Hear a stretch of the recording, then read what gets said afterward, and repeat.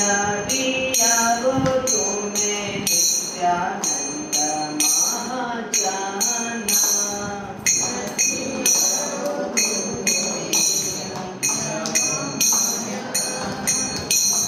नदिया गो तुम्हें नित्यानंद महाजाना।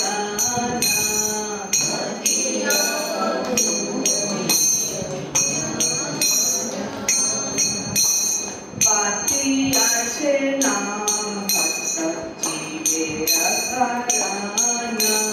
पातिया से नाम भक्त जीवे रखराना। नदिया गो तुम्हें नित्यानंद महाजाना। नदिया गो तुम्हें नित्यानंद महाजाना। पातिया से नाम भक्त जीवे रखराना। पातिया से नाम भक्त जीवे रखराना। पातिया से नाम भक्त जीवे रखराना। पातिया से नाम भक्त जीवे रखराना। श्रद्धावान जन है, श्रद्धावान जन है, श्रद्धावान जन है, श्रद्धावान जन है, श्रद्धावान जन है, श्रद्धावान जन है, श्रद्धावान जन है, श्रद्धावान जन है। प्रभुरा अज्ञान भाई मांगी यही भीखा। प्रभुरा अज्ञान भाई मांगी यही भीखा। प्रभुरा अज्ञान भाई मांगी यही भीखा।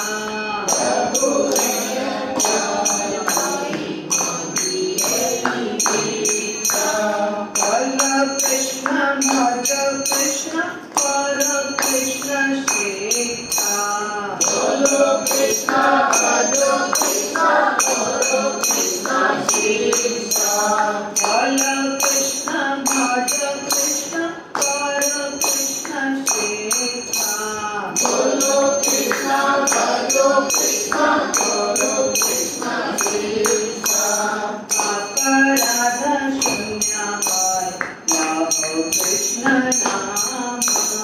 राधा शून्य लाभो कृष्ण नाम। राधा शून्य लाभो कृष्ण नाम। राधा शून्य लाभो कृष्ण नाम। कृष्ण माता कृष्ण पिता कृष्ण धन प्राण। कृष्ण माता कृष्ण पिता कृष्ण धन प्राण। कृष्ण माता कृष्ण पिता कृष्ण धन प्राण। कृष्ण माता कृष्ण पिता कृष्ण धन प्राण। कृष्ण संसार कर सारी अनाचार। कृष्ण संसार कोरी सारी अनाचार। कृष्ण संसार कर सारी अनाचार। कृष्ण संसार कोरी सारी अनाचार। जीवे दया कृष्ण नाम सर्वधर्म सारा।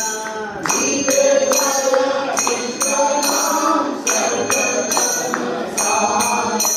जीवे दया कृष्ण नाम सर्वधर्म सारा।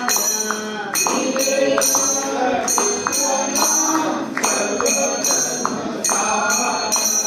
नदिया गो तुम्हें नित्यानंद महाजाना। नदिया गो तुम्हें नित्यानंद महाजाना। पातिया से नाम भक्त जीवे रखराना। पातिया से नाम भक्त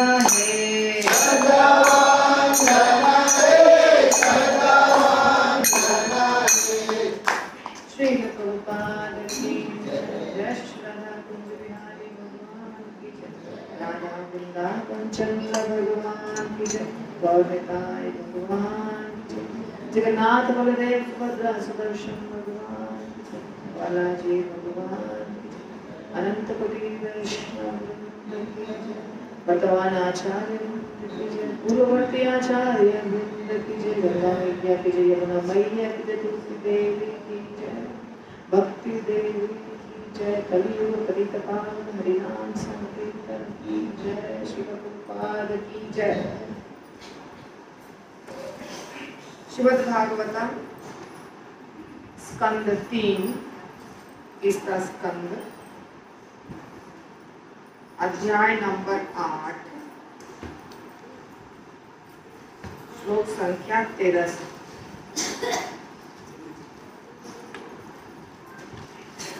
श्रीमद् भागवतम हमारा एक ऑनलाइन भी चल रहा है, उसमें थोड़ा ज्यादा श्लोक वगैरह अच्छे से हो रहा है, यहाँ पे थोड़ा कथा जैसा हो रहा है। ठीक है,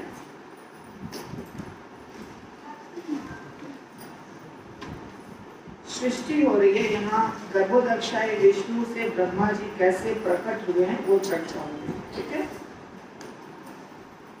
ओम अज्ञानतिमिरान्धस्य ज्ञानाञ्जनशलाकया चक्षुरुन्मीलितं येन तस्मै श्रीगुरुवे नमः।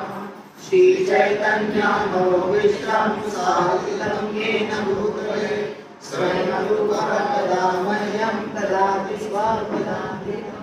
वन्देऽहं श्रीगुरुं श्रीयुतापदकमलं श्रीगुरून् वैष्णवांश्च श्रीरूपं साग्रजातं सहगणरघुनाथान्वितं तं सजीवं साद्वैतं सावधूतं परिजनसहितं कृष्णचैतन्यदेवं श्रीरामकृष्णपादान्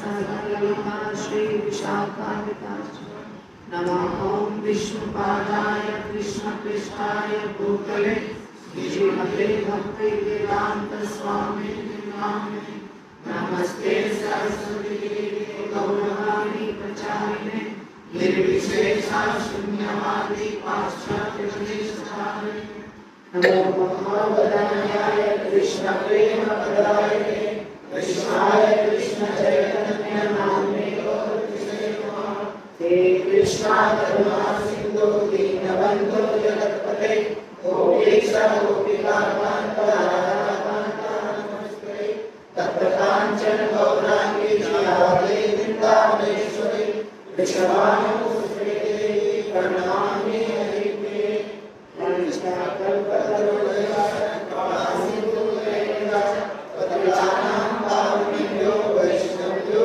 नमो नमः। जय श्री कृष्ण चैतन्य प्रभु नित्यानंद श्री अद्वैत गदाधर श्रीवासादि गौरभक्तवृंद। हरे कृष्णा कृष्णा कृष्णा हरे हरे हरे राम राम राम हरे हरे। नारायणं नमस्कृत्य नरं चैव नरोत्तमं देवीं सरस्वतीं व्यासं ततो जयमुदीरये। नष्टप्रायेषु अभद्रेषु नित्यं भागवत सेवया भगवतीरुत्तमश्लोके भक्तिर्भवति नैष्ठिकी। कृष्णाय वासुदेवाय देवकी नंदनाय च नन्दगोपकुमाराय गोविन्दाय नमो नमः।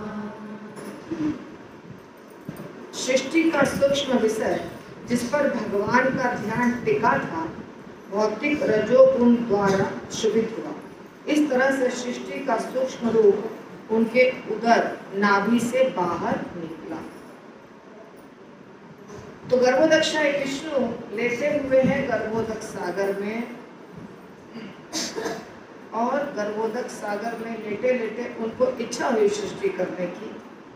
और तब क्या हुआ, उनके नाभि से कमल का फूल प्रकट हुआ।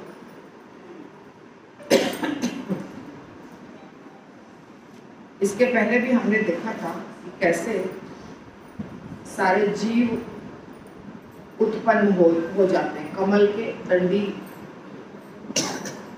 का डंडी और कमल का फूल बाहर प्रकट हो जाता है, अंदर से प्रेशर डालते हुए। ठीक है, तो जीवों के सकाम कर्म के इस समग्र रूप ने भगवान विष्णु के शरीर को बेधते हुए कमल की कली का स्वरूप धारण कर लिया। फिर उनकी परम इच्छा से इसने सूर्य की तरह हर वस्तु को आलोकित किया और प्रलय के अपार जल को सुखा दिया। कैसे सृष्टि हुई?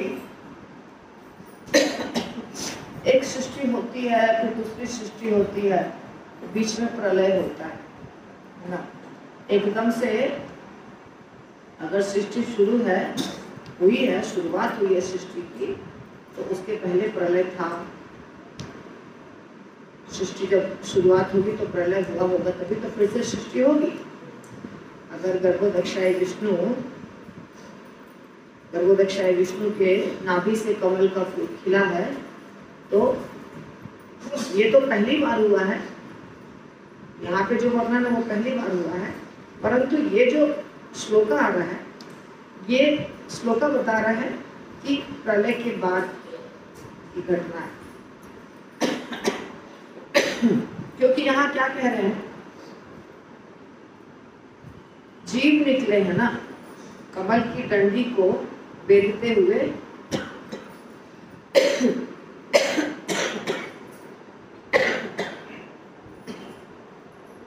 गलती किया मैंने, कुछ मुंह में रखना चाहिए था। पानी से नहीं होगा, लौंग चाहिए।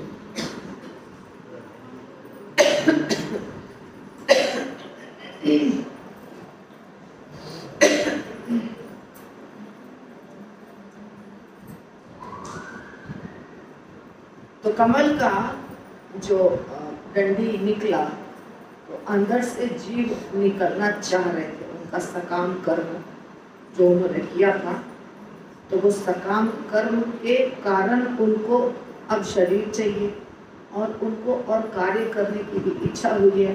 इसीलिए वो सब मिला के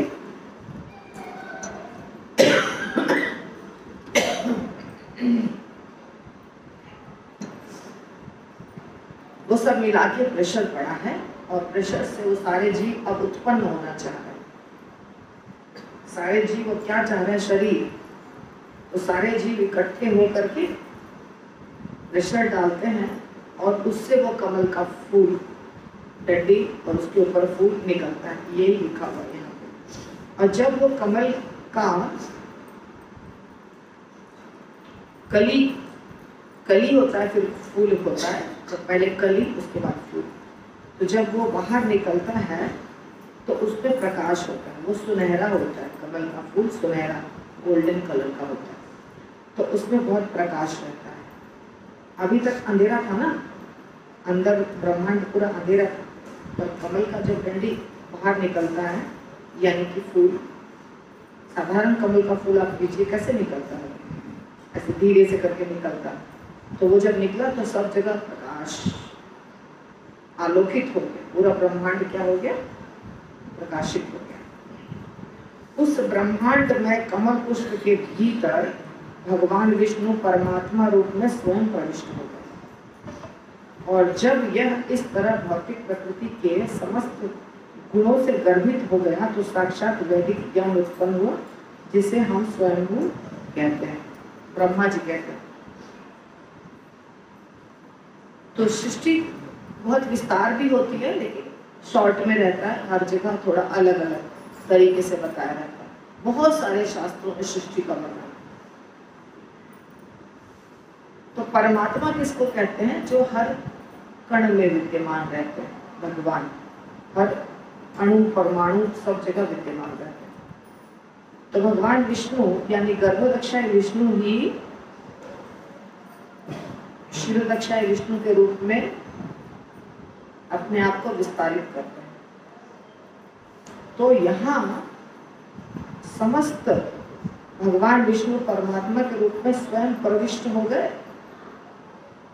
और इस तरह भौतिक प्रकृति के समस्त गुणों से गर्भित हो गया। ये कमल का डंडी और उसमें वैदिक ज्ञान उत्पन्न हुआ, जो ब्रह्मा जी बन के बाहर प्रकट हुए। जो लिखा है वही मैं बता रही हूँ आपको, कुछ अलग नहीं बता रही हूँ। भागवत में लिखा हुआ ये चीज।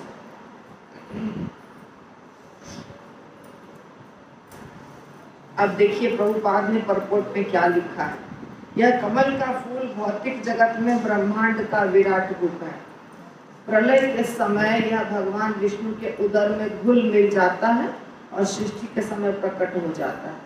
यह गर्भोदक्षाय विष्णु के कारण है, जो प्रत्येक ब्रह्मांड में प्रवेश करते हैं।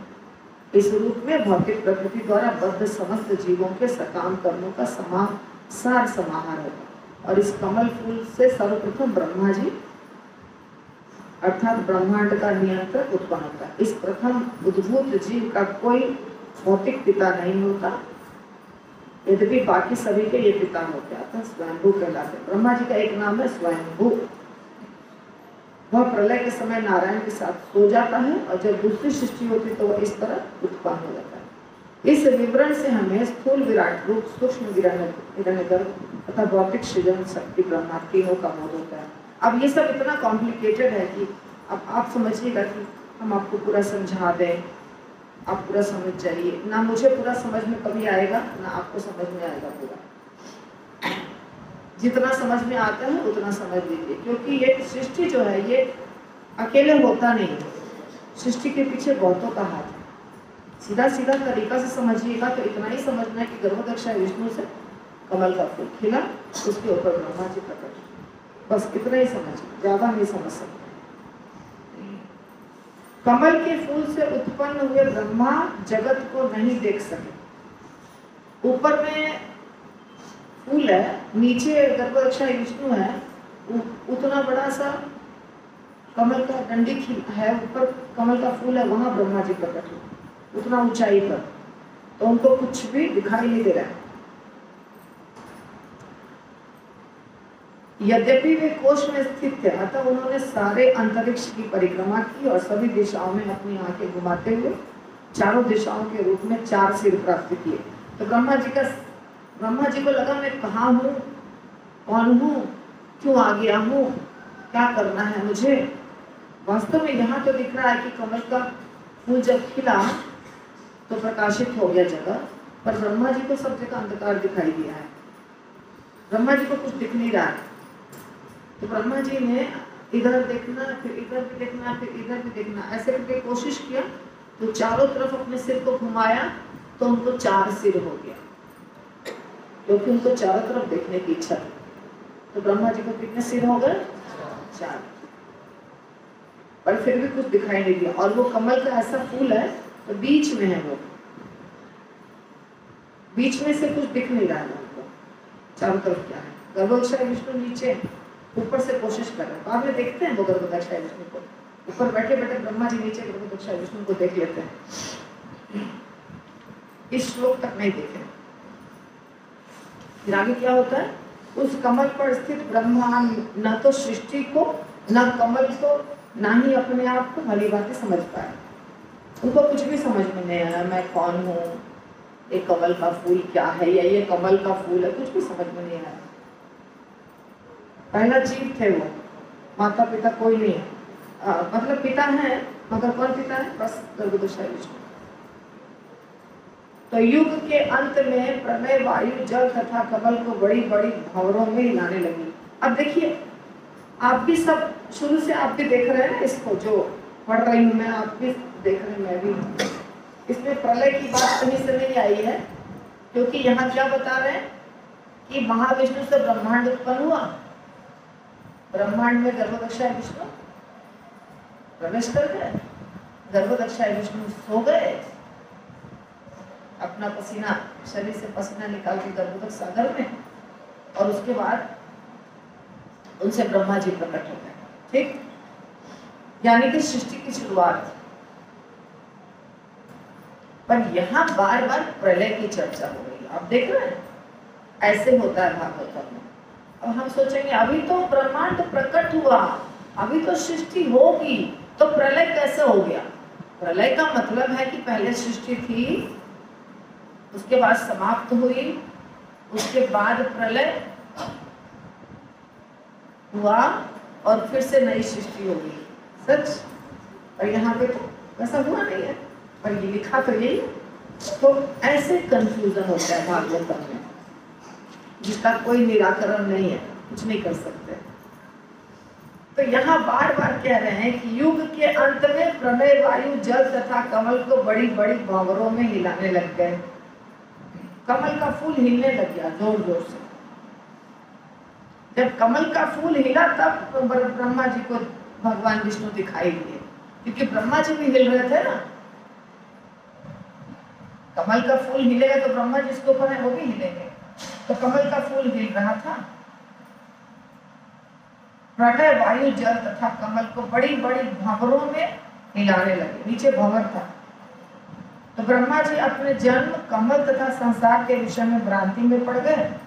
यद्यपि उन्होंने एक युग तक उन्हें समझने की कोशिश की, जो मनुष्यों की 100 वर्षों से गणना से परे। बहुत लंबे समय तक ब्रह्मा जी वहां कोशिश करते रहे कि क्या हुआ, कैसे ये चीज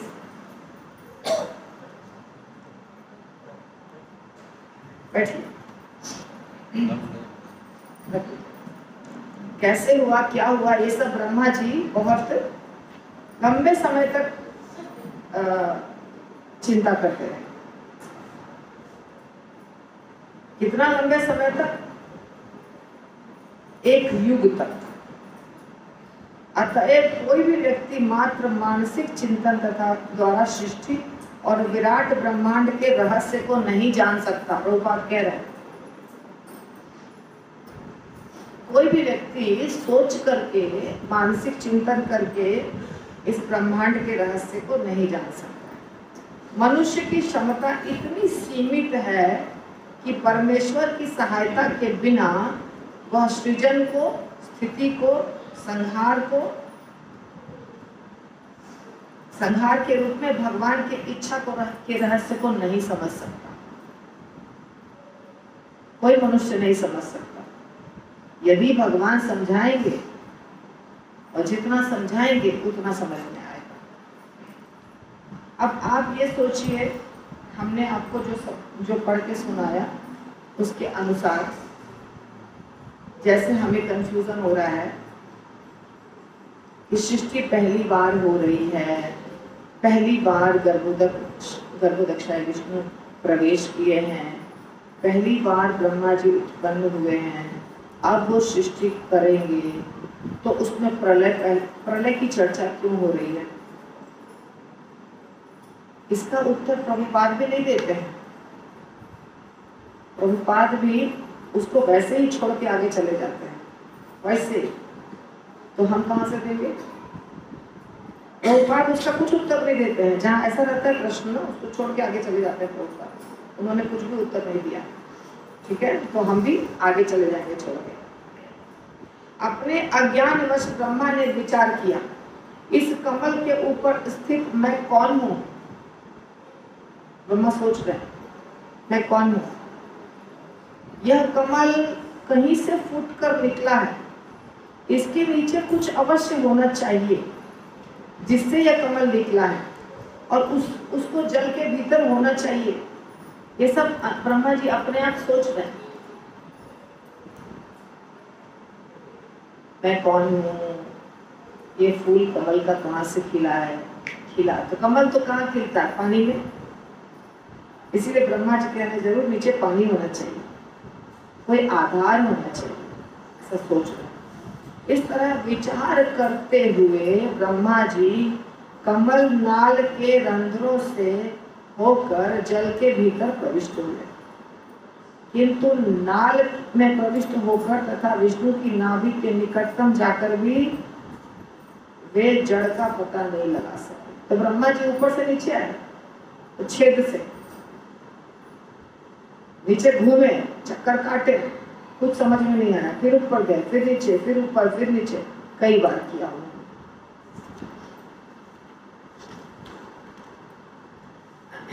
अब यहाँ कुछ नहीं लिखा है आगे, लेकिन कुछ चीजें ब्रह्म संहिता में लिखी है। यहाँ पे क्या लिखा है देखिए, हे विदुर, अपने अस्तित्व के विषय में इस तरह खोज करते हुए ब्रह्मा अपने चरम काल में पहुंच गए, जो विष्णु के हाथों में शाश्वत चक्र है और जो जीव के मन में मृत्यु भय की भ्रांति उत्पन्न करता है। तो ब्रह्मा जी सोचते सोचते सोचते कहाँ पहुंच गए? चरम काल में पहुंच गए। परपोर्ट एक लाइन भी नहीं है,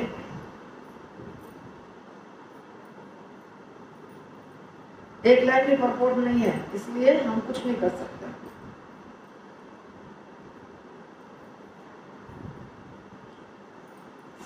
काल चक्र के बारे में यहाँ चर्चा हो गई। विष्णु के हाथों में जो शाश्वत चक्र है वो, और वो जो काल जो जीवन और मृत्यु का भय उत्पन्न करता है वो, उस काल चक्र में ब्रह्मा जी पहुंच गए। तत्पश्चात वांछित लक्ष्य प्राप्त करने में असमर्थ होकर वे ऐसी खोज से विमुख हो गए और पुनः कमल के ऊपर आ गए। सोचे कि अब कुछ होने वाला नहीं है, कुछ समझ में भी नहीं आएगा, कुछ पता भी नहीं चलेगा, जाके फिर से कमल के फूल पर बैठ जाते हैं। इसलिए फिर वो कहाँ चले गए? ऊपर जाके फिर से बैठ गए। इस तरह इंद्रिय विषयों को नियंत्रित करते हुए उन्होंने अपना मन परमेश्वर पर एकाग्रचित किया। फिर सोचे अभी तो कुछ होने वाला है नहीं, तो अब भगवान का चिंतन करता हूँ। तो मतलब उसमें उस स्थिति में भी उनको ये पता था कि भगवान है। क्या होता है, जब हम जिस चेतना में शरीर त्यागते हैं उसी चेतना में हम अगला शरीर प्राप्त करते हैं। तो ब्रह्मा जी अभी तो नया शरीर प्राप्त किए हैं, और उन्होंने तो उसके पहले भी शरीर प्राप्त किया था। तो ब्रह्मा जी के मन में भक्ति वाली चेतना थी, इसीलिए वो क्या करने लग गए? चिंतन करने लग गए भगवान का, ऊपर बैठ के आराम से। और यहाँ पर नहीं बताया गया है, पर और जगह वर्णन है कि उनको तप की आवाज आई थी, त और प, त और प। तब उन्होंने तपस्या किया। अपने 100 वर्षों के बाद जब ब्रह्मा का ध्यान पूरा हुआ तो उन्होंने वांछित ज्ञान विकसित किया, जिसके फलस्वरूप वे अपने ही भीतर अपने हृदय में ब्रह्म को देख सके, जिन्हें वो इसके पूर्व महानतम प्रयास करने पर भी नहीं देख सके थे। तो ब्रह्मा जी ने बहुत एक दिव्य युग तक उन्होंने खोज कर कोशिश किया था, नहीं पता चला था। लेकिन जब तपस्या किए तो उन्होंने भगवान का दर्शन किया, अपने हृदय में ब्रह्म का दर्शन, परमात्मा का दर्शन किया हृदय के अंदर।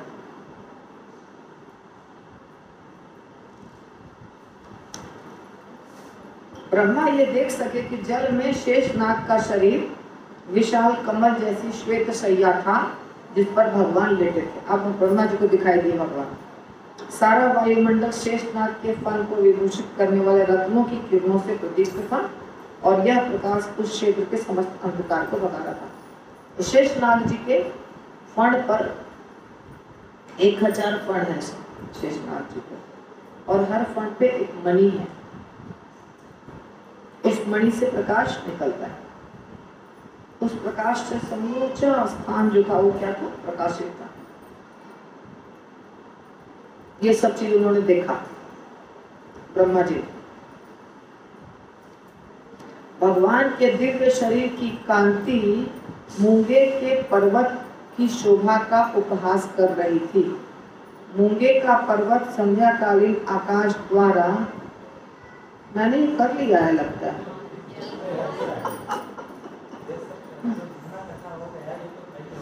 प्रभु ने कहा कि आपने यही छोड़ा। देखिए हमने कहाँ छोड़ा, इसके आगे 2-3 श्लोक के बाद छोड़ा है। 6 तारीख का यहाँ नंबर लगाया, 6, 10, 23।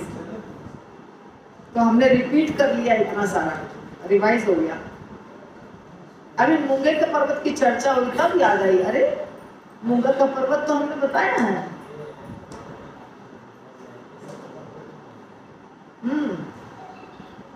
देखिए हो चुकने के बाद भी कुछ समझ में नहीं आ रहा।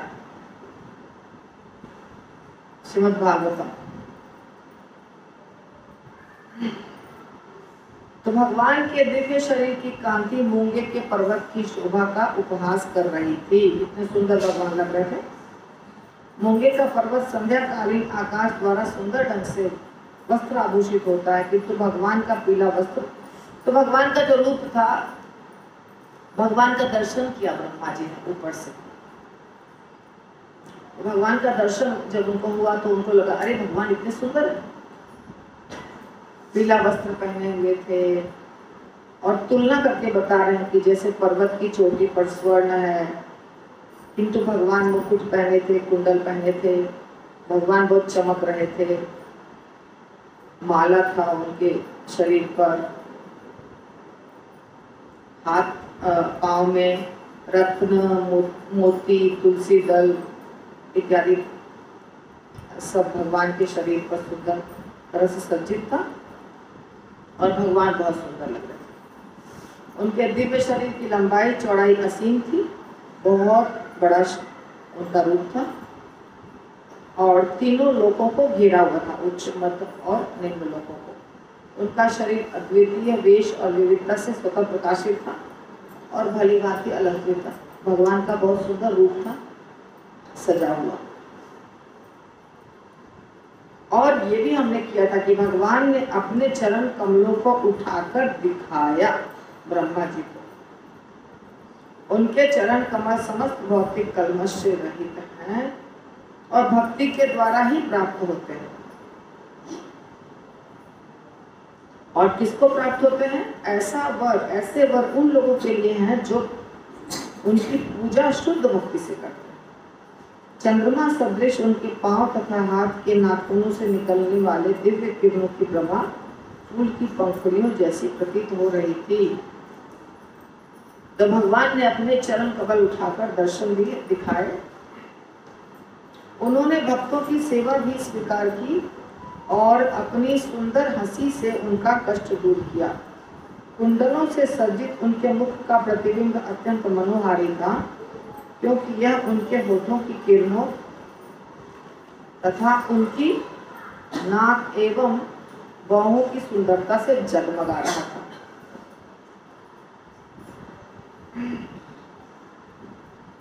हे विदुर, भगवान की कमर पीले वस्त्र से ढकी थी, जो कदम फूल के केसरिया दूध जैसा प्रतीत हो रहा था, और इसको अतीव सज्जित करधनी घेरे हुई थी। उनकी छाती श्रीवत्स चिन्ह से तथा असीम मूल्य वाले हार से शोभित थी।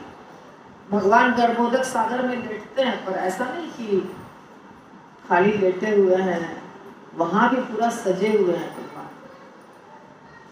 वहां भी उनके पूरे शरीर पर गहने, रेशमी वस्त्र,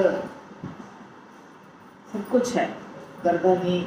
अब यहाँ पे जो प्रभु जी होते हैं वो तो नहीं पहनते हैं ना गहना, और भगवान पूरा शरीर पे गहना पहनते हैं। मतलब हाँ, उनके चरण कमल में पायल होते हैं, अच्छे बड़े बड़े मोटे मोटे पायल होते हैं, कमर में कमरधनी होता है, बाजूबंद होता है, कंगन होता है, कुंडल होता है, मुकुट होता है, हार होता है, पूरा सजे हुए होते हैं भगवान। चादर होता है रेशमी, और धोती होती है रेशमी पीले रंग की। ये भगवान का रूप है। और गर्भोदक्षाय विष्णु, शिवदक्षाय विष्णु, ये सब तो बहुत सजे होते हैं। कृष्ण जो है वो गहनों से कम सजते हैं, फूल और पत्ते और पत्थर के जो कुछ जंगली चीजें होती है वो सब से उनका श्रृंगार होता है। पर भगवान विष्णु का श्रृंगार तो गहनों से होता है। भगवान विष्णु जो है वो तरह तरह के गहने पहनते हैं, महंगे महंगे पत्थर के। तो जिस तरह चंदन वृक्ष सुगंधित फूलों तथा शाखाओं से सुसज्जित रहता है, उसी तरह भगवान का शरीर मूल्यवान मणियों तथा मोतियों से अलंकृत था। वे आत्मस्थित वृक्ष और विश्व के समस्त अन्य जनों के स्वामी थे। जिस तरह चंदन वृक्ष अनेक सर्पों से आच्छादित रहता है, उसी तरह भगवान का शरीर भी अनंत के फलों से आच्छादित रहता है। यहाँ पे तो सांप से डर लगता है हम लोग सबको, है ना। सांप मतलब विषैला, काटेगा। पर अनंत शेष जी तो सैया बन जाते हैं भगवान के, और साथ में रहते हैं हमेशा अनंत शेष जी। शंकर जी अपने गले में सांप को लपेटे रहते हैं, वासुकी, है ना। शंकर जी वासुकी को लपेटे रहते हैं अपने गले में। समुद्र मंथन से मिला था नहीं, समुद्र मंथन के समय तो एक सांप का प्रयोग हुआ था, वासुकी। फिर शिव जी तो समुद्र मंथन से नहीं मिला है वासुकी, इसका मतलब पहले से था, तभी तो समुद्र मंथन से नहीं मिला है।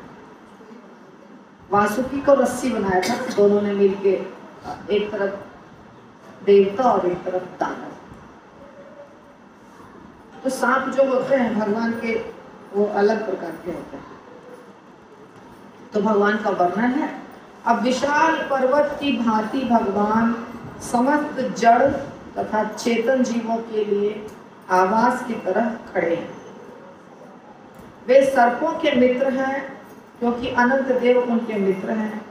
जिस तरह पर्वत में हजारों सुनहरी चोटियां होती हैं, उसी तरह अनंत नाग के सुनहरे मुकुटों वाले हजारों फनों से युक्त भगवान दिख रहे थे। जिस तरह पर्वत कभी कभी रत्नों से पूरित रहता है, उसी तरह उनका शरीर मूल्यवान रत्नों से पूर्णतया सुशोभित था। जिस तरह कभी कभी पर्वत समुद्र जल में डूबा रहता है, उसी तरह भगवान कभी कभी प्रलय जल में डूबे रहते हैं। इसको प्रलय जल कह रहे हैं। प्रलय जल किसको कह रहे हैं? जो गर्भोदक सागर है, क्योंकि गर्भोदक सागर में ही लेटे हुए भगवान। भगवान कहाँ लेटे हुए? उसी को प्रलय जल कह रहे हैं। प्रलय जल तो और कुछ है नहीं अभी फिलहाल। प्रलय जल में भगवान लेटे हुए। इसका मतलब कहाँ लेटे हुए? भगवान तो गर्भोदक सागर में लेटे हुए हैं। तो यहाँ लिख रहे हैं कि प्रलय जल में, कभी कभी प्रलय जल में भगवान डूबे रहते हैं। इस तरह पर्वताकार भगवान पर दृष्टि डालते हुए ब्रह्मा ने यह निष्कर्ष निकाला कि वे भगवान हरि ही हैं। पहचान गए ब्रह्मा जी। उन्होंने देखा कि उनके वक्षस्थल पर पड़ी फूलों की माला वैदिक ज्ञान के मधुर गीतों से उनका महिमा गान कर रही थी।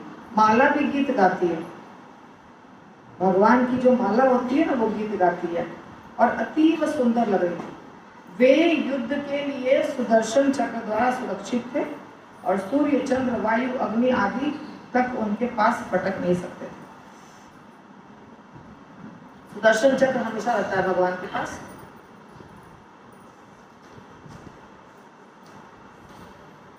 सुदर्शन चक्र भी था, सब कुछ था भगवान के पास। भगवान पूरा साज श्रृंगार से पूरा सजे हुए थे और उनकी माला गीत गा रही थी भगवान की। तब ब्रह्मा जी पहचान गए कि ये भगवान हरि हैं। ब्रह्मा जी पहचान गए। जब ब्रह्मांड के भाग्य विधाता ब्रह्मा ने भगवान को इस प्रकार देखा तो उसी समय उन्होंने सृष्टि पर नजर दौड़ाई। ब्रह्मा ने विष्णु की नाभि में झील यानी नाभि सरोवर तथा कमल को देखा और उसी के साथ प्रलयकारी जल, सुखाने वाली वायु तथा आकाश को भी देखा। सब कुछ उन्हें दृष्टिगोचर हो गया। तपस्या करने के बाद ब्रह्मा जी को सब कुछ दिखाई दिया कि भगवान लेटे हुए हैं, कमल का फूल खिला हुआ है और कमल का फूल जहाँ से निकला है वो क्या कहलाता है? सरोवर, नाभि सरोवर। नाभि है भगवान का और वहां से कमल का फूल खिला, तो वहां सरोवर होगा। तो नाभि सरोवर है और जल भी है प्रलयकारी और हवा भी है, आकाश भी है, सब कुछ उनको दर्शन हो गया। इस तरह रजोगुण से प्रेरित ब्रह्मा सृजन करने के लिए उन्मुख हुए और भगवान द्वारा सुझाए गए सृष्टि के 5 कारणों को देखकर वे सृजनशील मनोवृत्ति के मार्ग पर सादर स्तुति करने लगे। यह अध्याय का लास्ट श्लोक है, 8वां अध्याय समाप्त। तो ब्रह्मा जी रजोगुण लिए हुए हैं, इसलिए ब्रह्मा जी को लगा आप मुझे सृष्टि करनी है। इतना समय लगा पता करने में कि मुझे क्या करना है, मैं किस लिए आया हूँ। तो पता चल गया कि मुझे अभी सृष्टि करनी है। तो अगला जो अध्याय होगा उसमें ब्रह्मा जी भगवान की स्तुति करेंगे, प्रार्थना करेंगे, उनका गुणगान करेंगे। गुणगान करने के बाद में सृष्टि करेंगे। ब्रह्मा जी की स्तुति यानी ब्रह्मा जी कोई भी शुभ कार्य करने जब जाते हैं, कोई बड़े भक्त तो भगवान की स्तुति करते हैं। बहुत बड़ी स्तुति है, पूरा एक अध्याय। तो ब्रह्मा जी पूरी स्तुति करेंगे, उसके बाद सृष्टि करेंगे। तो आज हम इतना ही पे रोकेंगे। किसी का कोई प्रश्न है?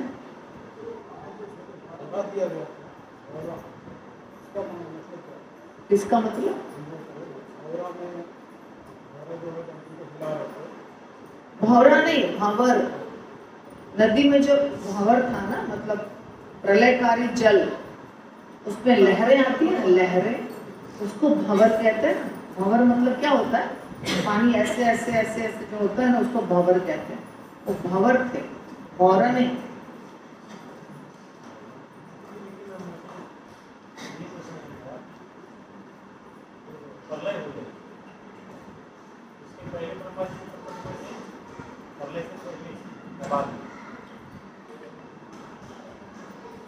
ठीक से पूछिए।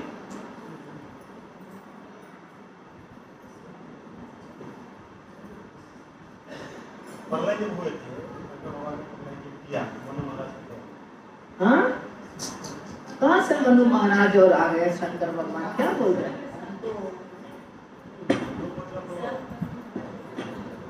डिस्टर्बेंस क्यों है? बंद करिए उसको, बंद कर दीजिए, सुनाई दे रहा है मुझे, बंद कर दीजिए।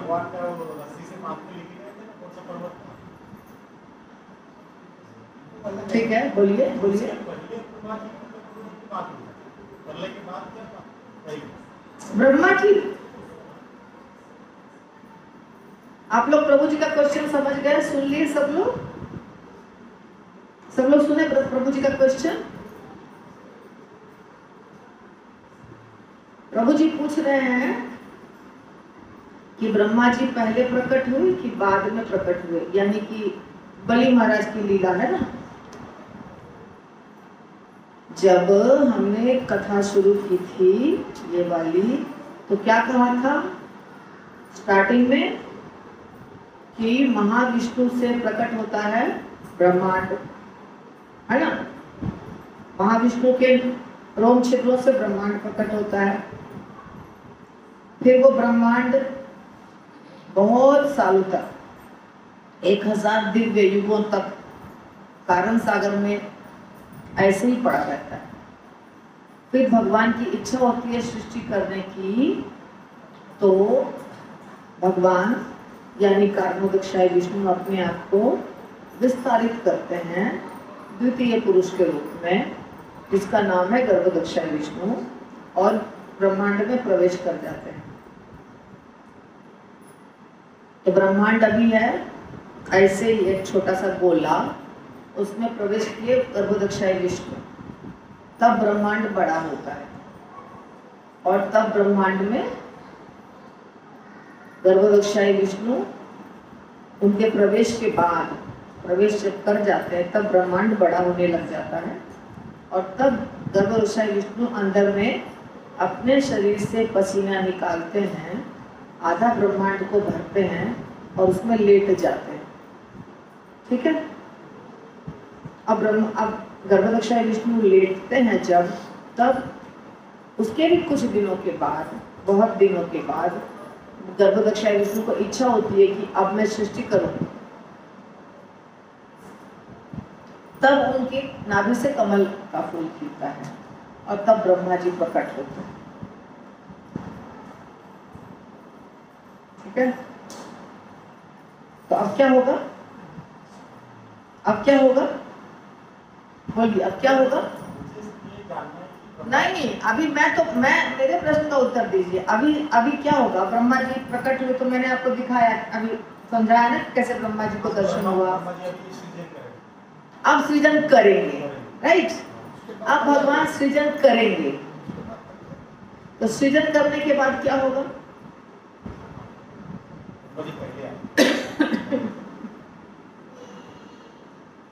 अब सृजन शुरू होगा।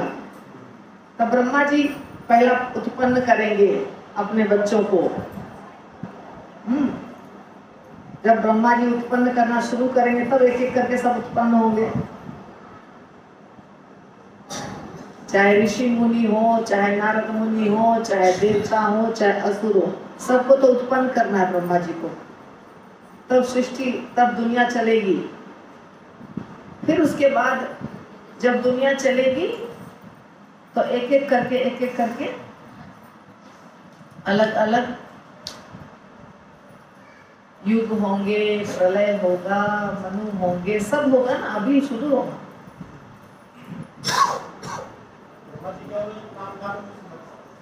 स्वयंभू, स्वयंभू,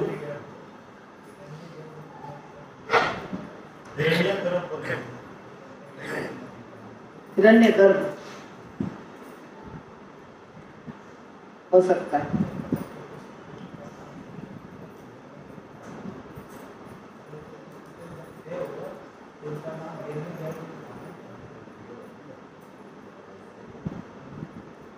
ठीक है ना, जब आएगा तो बता दूंगी।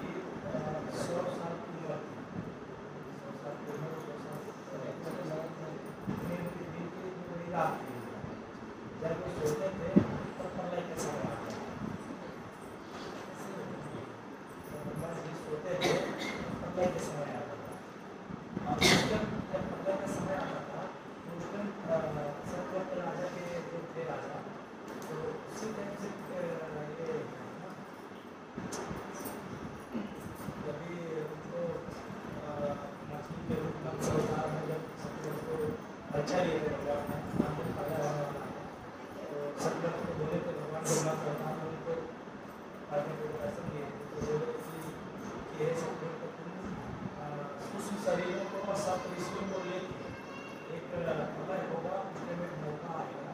अब उसमें शरीरों और सब ऋषि को लेकर बैठ जाना और मैं आऊँगा तो उसमें मेरा सिंह में नाव को नाव बंद फंसा देना। और जब तक गंगा जी सोए रहेंगे पूछेंगे कि इस गंगा जी का एक प्रलय होगा। जब प्रलय होगा अपने अपने बिहार को एक प्रलय में पूरा जल ही जल दिखेगा और उसके बाद में पूरा बिहार का गंगा जी जलते हैं तो सब ऋषियों को भगवान ने मौका को साइड लेके साइड करते हैं और सब ऋषियों को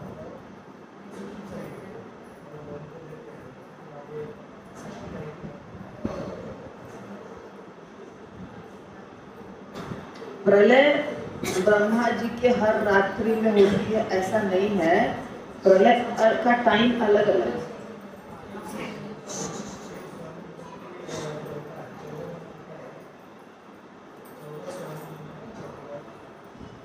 चौदह मनु है।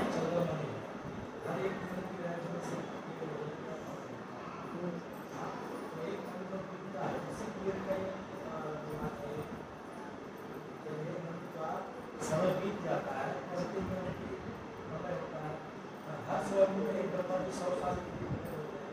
हर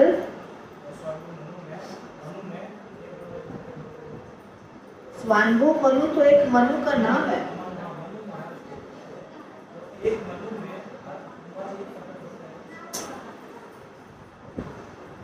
मिक्स कर रहे हैं आप। ये माता जी लोगों को पहले चुप कराइए तो फिर हम आगे कुछ कर सकते हैं। इनका कंटिन्यूअस हंसना भी चालू है, बोलना भी चालू है।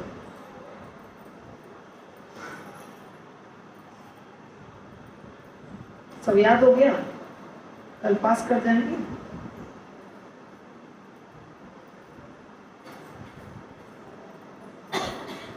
ये अगर सुनेंगे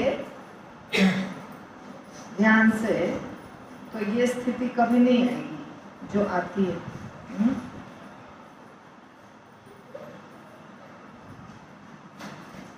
ब्रह्मा जी के एक दिन में, ब्रह्मा जी के एक दिन को कहते हैं कल्प। क्या कहते हैं? कल्प। तो ब्रह्मा जी के एक दिन में 1000 चतुर्युग बीतता है। दिव्य युग, चतुर्युग यानी सत्ययुग, त्रेता, द्वापर, कली, इसको मिला के क्या कहते हैं? एक चतुर्युग। तो ऐसा ऐसा 1000 चतुर्युग बीतता है तो ब्रह्मा जी का एक दिन होता है। फिर उतनी ही बड़ी रात्रि होती है, समझे? तो रात्रि में ब्रह्मा जी सोएंगे, दिन में तो नहीं सोएंगे, रात्रि में सोएंगे ना। तो दिन भर में, एक दिन में यानी 1000 चतुर्युग में 14 मनु शासन करते हैं। तो एक मनु का समय होता है करीब करीब 72 चतुर्युग, 72, 71 पॉइंट समथिंग 72 चतुर्युग तक एक मनु शासन करते हैं। जो पहला मनु है उनका नाम है स्वयंभू। अभी जो चल रहा है पहला, अभी जो चल रहा है ना 14 मनु में, अभी वैवस्वत मनु अभी है। इसके पहले चाक्षुष थे, 6ठे नंबर मनु, और पहले नंबर मनु का नाम है स्वयंभू, स्वयंभू मनु। ठीक है? चाक्षुष मनु, जब चाक्षुष मनु का समय समाप्त हो गया शासन काल और वैवस्वत आने वाले थे, उस समय प्रलय हुआ था। सत्यव्रत मुनि वाला जो आप कथा बता रहे हैं, उस समय हुआ था। तो एक मनु से दूसरे मनु का समय जब आता है उसको मनवंतर कहते हैं। तो हर मनवंतर में प्रलय होता है, हर मनवंतर में। और जब ब्रह्मा जी सोते रहते हैं तब तो प्रलय होता ही है।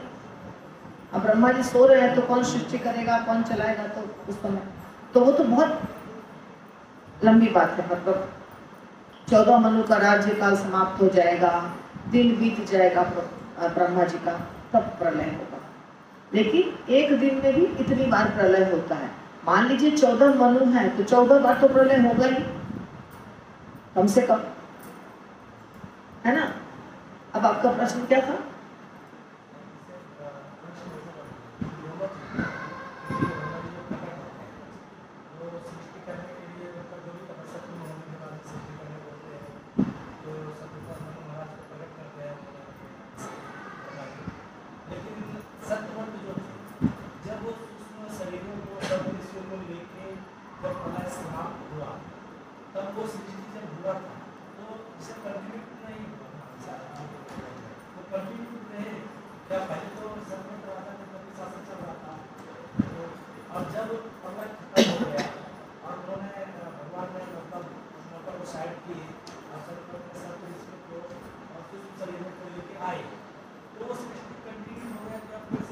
तो फिर जब वो सब बीज हुआ ना, बीज को लेकर आए तो फिर अपने आप उससे सृष्टि होगी। फिर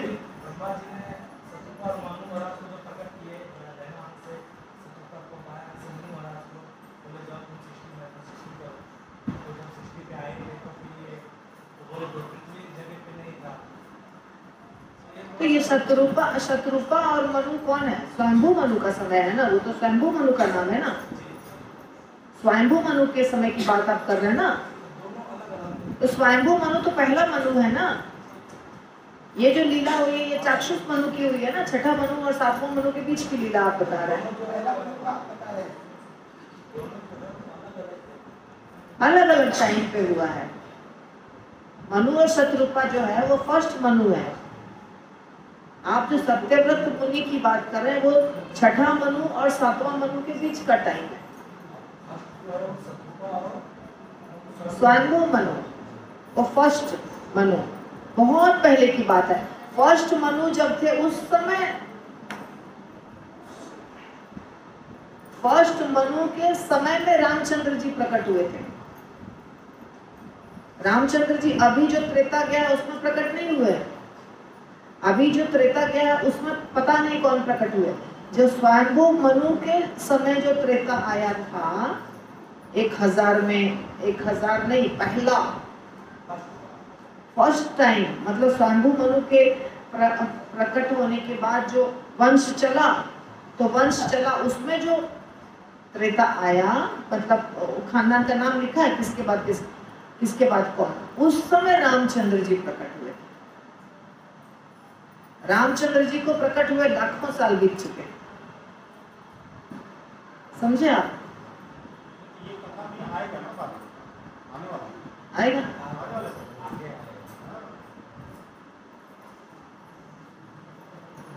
अभी तो शुरुआत है, धीरे धीरे होगा।